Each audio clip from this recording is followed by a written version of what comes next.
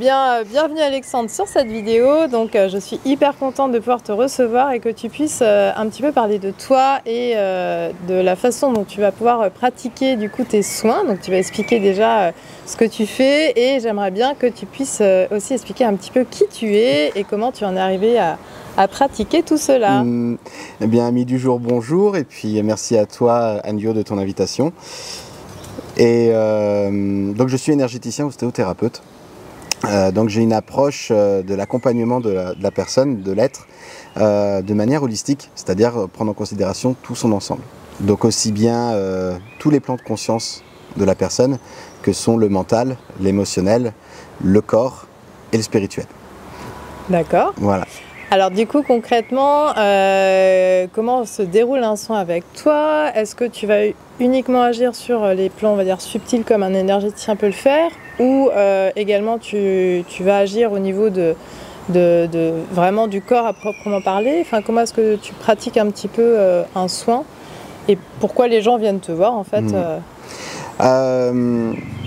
En fait, ce que j'aime bien, moi, c'est passer en premier lieu par le corps, parce que en conscience, on apprend que finalement le corps c'est notre meilleur copain, parce qu'il sait absolument tout ce que nous on ignore ou qu'on ne sait pas. Et lorsque l'on a mal à un endroit du corps, que ce soit l'épaule ou le genou ou ailleurs, bah, ça n'a pas la même signification. Donc quand quelqu'un vient me voir par rapport à une douleur physique, l'idée évidemment est de soulager cette personne, mais c'est surtout de l'accompagner, de faire prendre conscience pourquoi est-ce qu'elle a mal. En fait, quelle est la source qui vient créer en fait cette douleur. J'utilise souvent cette image-là, c'est si tu as une fuite sur un de tes murs et que tu as une tache d'humidité, tu vas pas mettre juste un coup de peinture, la tache elle va revenir. Donc l'idée c'est plutôt d'aller identifier où est la source de la fuite pour la couper. Et là effectivement tu t'occupes du placo, du mur, de la peinture, de la déco, le papier peint. Et en gros c'est comme ça que je fonctionne. Donc je m'adapte énormément finalement à la sensibilité et aux besoins de chacun quand ils viennent me voir. Certains ça va être plus effectivement énergétique, d'autres ça va être essentiellement corporel. Et parfois on associe un petit peu les deux. Quoi qu'il en soit, j'ai pour leitmotiv toujours de prendre en considération vraiment l'émotionnel et l'esprit, en fait, le mental, pour pouvoir après accéder en fait aux deux autres plans qui soient matériels ou subtils en fait, de toute façon. Et du coup tu t'es formé, j'imagine, pour ça. Qu'est-ce que tu as en fait comme, je dirais, bagage de formation là-dedans? Parce que je sais que tu as fait pas mal de choses. Je connais peut-être pas encore tout. Donc parce que tu avais aussi un métier complètement différent avant, donc tu t'es formé petit à petit là-dedans. En fait pendant 10 ans j'étais agent SNCF, ce qui n'a strictement rien à voir. Seulement je m'y trouvais pas à ma place, je m'y sentais pas bien. D'ailleurs, douleur corporelle dans le dos, maladie, mal-être. Et j'ai eu la chance en fait qu'à un moment donné, j'ai eu un voisin qui était kiné-ostéo et qui avait cette sensibilité énergétique. Et quand j'étais le consulter, il m'a dit: Alex, qu'est-ce que tu fais à la SNCF? Parce que tu as quelque chose à faire dans cet univers-là. Et à l'époque, moi, j'y croyais pas vraiment. J'étais vraiment dans mes croyances limitantes et finalement, suite à une séparation, vente de cette maison, j'avais quitté la SNCF, j'avais pas de projet professionnel. Donc quand tu fais le bilan à ce moment-là, tu te sens un peu à poil, quoi. Tu te dis je me sens un peu tout nu, quoi. Qu'est-ce que je vais faire de ma vie? Et au final, c'était la plus belle opportunité parce que quand tu n'as plus rien à perdre, tu te permets d'oser. Et en fait, j'ai osé essayer et là, j'ai eu une véritable révélation. Et encore une fois, je remercie à chaque fois parce que j'ai plein de gens dans mon expérience de vie qui m'ont accompagné, dont en fait cet ami voisin qui était kiné-ostéo et qui m'a ouvert les portes de son cabinet pour m'aider en tout cas à oser essayer, découvrir une fois que je me suis formé en énergétique, à pratiquer, à oser. Et en fait c'était fantastique comme expérience parce qu'à la fin de l'été où il m'avait ouvert son cabinet, il m'a demandé, on a fait un petit bilan. Et il m'a demandé ce que j'en pensais et moi qui étais emballé, je lui ai dit ça me tente bien, en tout cas ça me donne envie. Et il avait rappelé en fait toutes les personnes qui m'avaient envoyé et il m'a dit: j'ai eu que des bons retours, donc si tu te déclares, il y a une place pour toi au cabinet. Et c'est comme ça que mon aventure a commencé, où donc pendant 2 ans j'ai travaillé avec lui et même si je commençais sur l'énergétique, très rapidement moi j'étais attiré par le corps, j'ai posé les mains sur le corps et en fait il m'a formé. Il m'a vraiment pris en binôme. J'étais en séance en binôme avec lui où j'ai pu observer. Il m'a fait pratiquer. Il m'a appris beaucoup de choses et à un moment donné, comme tu dis, quel bagage, j'ai senti le besoin quelque part d'avoir une forme de reconnaissance. Et donc j'ai pas été faire d'études, j'ai pas été faire les études pour devenir ostéopathe, mais par contre j'ai trouvé une formation d'ostéothérapie et de reboutement. Et donc je suis parti dans cette formation où j'ai donc mon certificat de formation pour dire voilà, j'ai validé les différents modules et ça m'a donné des bagages supplémentaires. Et après c'est l'expérience de vie en fait, plus tu pratiques et c'est tous les stages, les expériences que tu fais qui t'apprennent quoi en fait de toute manière. Et donc moi c'est à ce moment-là que je t'ai connu, donc il y a à peu près 4-5 ans. Et effectivement je trouve que tu as vraiment une approche qui est très complète de par toute ton expertise, que ce soit effectivement en ostéo, je sais pas si on peut dire que tu as des connaissances du moins, donc tu t'en sers et du coup tu sais vraiment cibler en fait là où il faut axer. L'énergétique qui va là-dedans, puis aussi tu utilises, il me semble, du coup maintenant un petit peu la sonothérapie, là c'est ton gong que tu en es, tu utilises des bols, en fait, pareil, c'est très imagé, j'aime bien dire ça. Alors oui, effectivement, j'évite de dire juste ostéo parce que l'amalgame est très facilement fait, donc je ne suis pas du tout ostéopathe et c'est pas comme ça que je me présente. C'est des techniques que tu vas utiliser. C'est des techniques effectivement d'ostéothérapie ou de rebouteux en fait. Et pour moi, c'est plus en fait une sorte de... j'ai une boîte à outils où dedans on met l'ostéothérapie, on va y mettre aussi de la sonothérapie, on peut y mettre donc l'énergétique. Et en fait, en fonction de la personne qui vient, je me demande tiens, quels sont les ingrédients que cette personne aime bien. Et puis en fait, je fais un petit cocktail, un petit shaker et je vous propose en fait une méthode adaptée finalement à la sensibilité de chaque personne. Quoi. Donc après, voilà, dans les techniques que j'ai appris, formation, il y a le TFH aussi, c'est le Touch for Health. C'est une sorte de... On pourrait dire la kinésiologie pour les nuls, si tu veux. Donc ça, il y a les préceptes de médecine traditionnelle chinoise qui sont très intéressantes et pour moi qui sont un leitmotiv aussi, qui sont des bases pour identifier et en gros, si on peut le dire, des symptômes quelque part chez une personne pour dire tiens voilà, il y a tel ou tel déséquilibre qui sont identifiés, comment on peut venir réharmoniser tout ça. Et donc après oui, toutes les techniques de massage, de trust pour réemboîter quelque part, remettre les bouts à leur place dans le corps. Et puis effectivement donc l'énergétique de toute manière, car selon ma vision des choses, pour moi tout est énergie.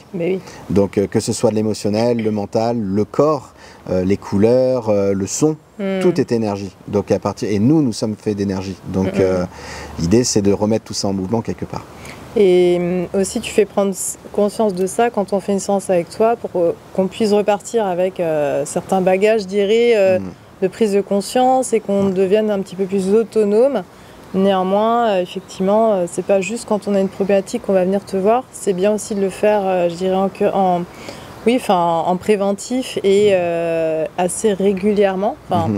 Moi qui maintenant côtoie un petit peu ce milieu depuis plusieurs années, je trouve qu'en fait ça devrait être quelque chose qu'on devrait faire même tous les mois en fait pour venir un peu faire le reset parce qu'on se fait polluer mine de rien par notre environnement, par notre mental, par plein de choses, nos émotions. C'est la révision mensuelle de la machine quoi. C'est dommage que ça soit pas pris en charge par la Sécu mais peut-être bientôt. Un jour, tu sais, je répète souvent à des personnes en leur disant, vous savez qu'il y a 15 ans de cela, les soins ostéopathiques, ils n'étaient pas pris en charge. Aujourd'hui, ça l'est de plus en plus. Donc l'idée, ça va évoluer aussi avec les mœurs, avec les mentalités. Quoi. Donc oui, tout à fait. En fait, l'idée, c'est on peut venir avec les deux approches, c'est-à-dire soit effectivement tu as mal et il y a besoin d'intervenir rapidement, soit c'est prendre soin de soi au fur et à mesure, sachant que même quand après on soulage la douleur, l'idée c'est d'éviter qu'elle revienne. Donc parfois aller travailler dans le subtil, ça demande plusieurs séances, ça demande du temps, parce que c'est du développement personnel quelque part. Donc ça demande aussi à la personne qui vient consulter un véritable engagement. Donc un engagement vers elle-même, de se dire j'ai envie d'aller mieux, j'ai envie de fonctionner différemment. Je t'avais cité cette phrase-là, c'est Albert Einstein qui disait que la folie, selon lui, c'est espérer un résultat différent en faisant toujours la même chose. Donc dans l'idée, moi ce que j'aime bien, c'est identifier quel est le fonctionnement de la personne, comment elle fonctionne au quotidien dans sa vie, quel est son positionnement par exemple, est-ce qu'elle est dans la victimisation, est-ce que c'est une personne qui se sacrifie pour les autres, et de se dire à un moment donné, on a le droit en fait de s'occuper de soi avant de s'occuper des autres, il y a peut-être des comportements à adapter, à faire évoluer. Et parfois, en transformant notre fonctionnement, on transforme le résultat. On obtient un résultat différent, quoi. C'est ça. Donc tu as un petit peu ce truc de pouvoir mettre des lunettes différentes sur les yeux des gens, de leur lunettes dire, 3D, attention mais, au mais parfois on n'arrive pas à voir de nous-mêmes en fait qu'est-ce qui va pas et pourquoi ça va pas, etc. Et parfois il y a des prises de conscience qui peuvent se faire. Oui, et puis prendre conscience en fait, c'est aussi valider quelque part parce que on a mal à l'épaule, on arrive, on nous soulage, on a mal au dos, peu importe la douleur corporelle. On nous soulage, ça va mieux, mais si c'est pour revenir à nouveau dans un mois, dans 3 mois, dans 6 mois, dans un an, avec les mêmes problématiques qui deviennent finalement chroniques, c'est qu'en fait on n'a pas compris quelle est la leçon. Encore une fois, le corps c'est son langage. Donc si on ne sait pas parler en fait le langage du corps, on ne peut pas comprendre. Donc l'idée c'est d'apprendre, et j'ai adoré moi en tout cas apprendre à lire le corps. Et c'est pour ça que souvent les premières séances sont tournées sur le corps pour identifier. En fait, on parle souvent que les yeux, c'est la fenêtre de l'âme. Finalement, le corps, c'est la page de couverture finalement de votre vie. Donc, à partir de là, on peut identifier plein de choses et se dire, ah bah tiens, là, il y a tel blocage, là, il y a telle douleur, il y a telle somatisation, parce qu'en fait, on somatise énormément notre vécu. Et quand on stocke, à force de stocker, ça fait beaucoup, même si c'est subtil et qu'on ne le voit pas, ça ne veut pas dire qu'il n'y a pas un impact dans le corps. Et ma méthode, ma façon d'approcher et d'accompagner les gens, c'est ça en fait. C'est vraiment de mélanger et de prendre en considération tout l'ensemble pour dire, ok, on te soulage le corps, mais en fait, qu'est-ce que tu as compris et qu'est-ce que tu sens que tu as besoin de faire maintenant? Et quel accompagnement, quel changement tu vas apporter finalement dans ton fonctionnement. Et je crois que maintenant, tu as aussi un petit peu étoffé ton offre parce que tu t'es formé aussi à d'autres pratiques, comme par exemple un petit peu les constellations familiales. T'as d'autres choses maintenant qui rentrent dans ta carte. Est-ce que tu peux rapidement dire un petit peu ce que tu proposes? Bien sûr. En fait, comme on disait, j'ai été accompagné par un ami qui m'a ouvert les portes et qui m'a formé et qui m'a soutenu et qui m'a permis de me lancer.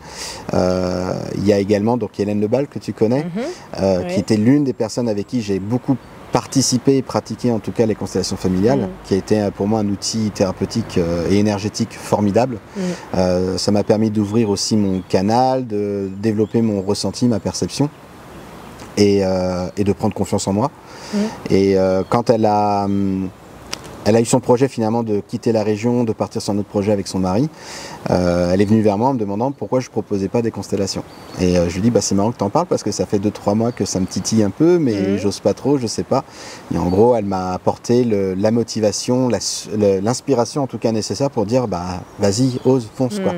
Et aujourd'hui, ça fait 1 an et demi maintenant que j'en propose une fois par mois. Depuis le début de l'année 2025, j'en fais 2 par mois. Et ça fonctionne bien, je m'en plains pas, au contraire. J'ai des retours plutôt positifs et c'est un complément finalement aussi sur l'accompagnement individuel que je propose aujourd'hui. Et j'envisage, je suis en train d'essayer de voir pour proposer également des constellations mais en individuel,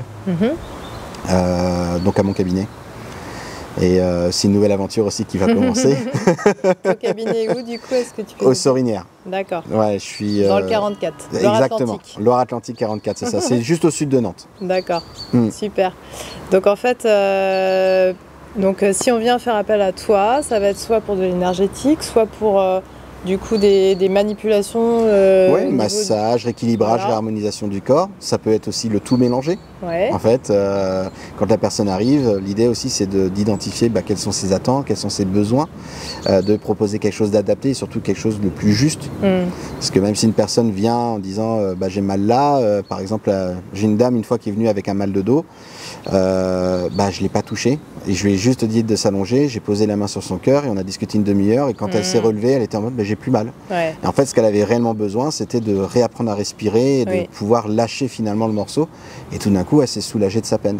Donc encore une fois, chaque soin est différent, chaque personne est différente et c'est ça qui fait la richesse de ces accompagnements en fait.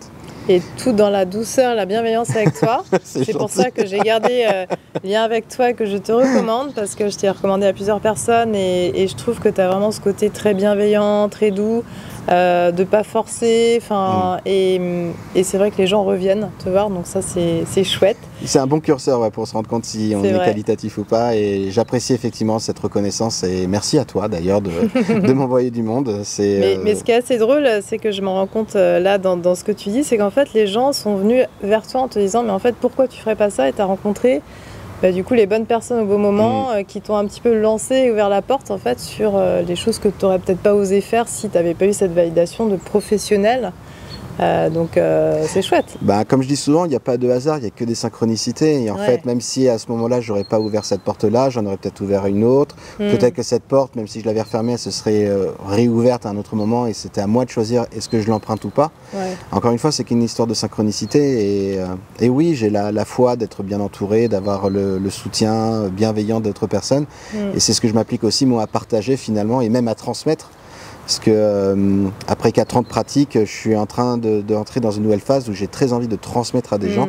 Donc je viens d'ouvrir aussi un stage où je partage toutes ces notions sur les différents plans de conscience, donc sur le mental, l'émotionnel, le corps, le spirituel, et de donner les outils finalement, parce qu'il y a la partie théorique, mais il y a également la partie pratique. Et c'est de faire expérimenter aux gens finalement qui puissent vraiment imprégner cette conscience-là, cet apprentissage-là, parce qu'une fois qu'on le fait, on sait le faire en fait, on sait le refaire. Parce que entre la théorie et la pratique, il peut y avoir en fait un petit fossé parfois, une marche d'écart. Donc voilà l'idée en tout cas.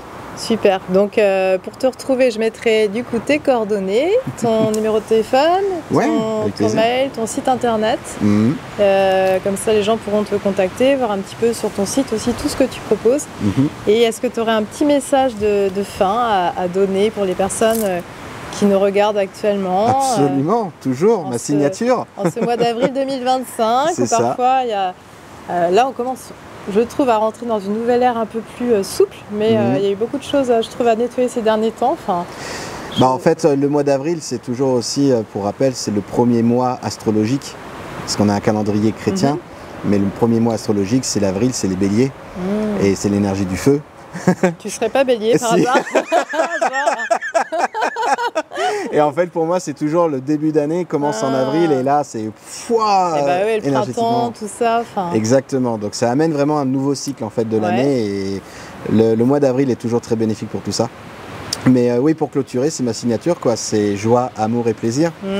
En fait, dans le quotidien, si je peux vous dire quelque chose à vous qui regardez cette vidéo, c'est faites les choses dans la joie, avec amour et pour le plaisir, parce que même quand c'est une tâche un peu obligatoire, comme le ménage ou quelque chose qu'on n'a pas forcément envie de faire, si on le fait, par exemple, on est sensible à la musique ou à la danse, et on le fait en dansant, en chantant, en rigolant, ça se fait toujours beaucoup plus facilement. Et encore une fois, dans l'énergétique, tout vient de l'intention. Donc si on a une intention bienveillante, d'amour, ça se fait tout seul en fait. C'est vrai, la vie est tout de suite plus belle et plus facile. Exactement. Et les belles choses arrivent à nous tout d'un coup. C'est ça. Et le mouvement, c'est la vie, quoi. C'est vrai. Faut aller dans la joie, il faut y aller. Super. Merci beaucoup Alexandre. Merci à toi. Et puis écoute, à très bientôt pour un soin. Parce qu'il faut que j'en refasse un bientôt avec toi. Je t'accueille avec grand plaisir, tu es la bienvenue en tout cas, tu sais bien. Merci beaucoup, à bientôt. Salut.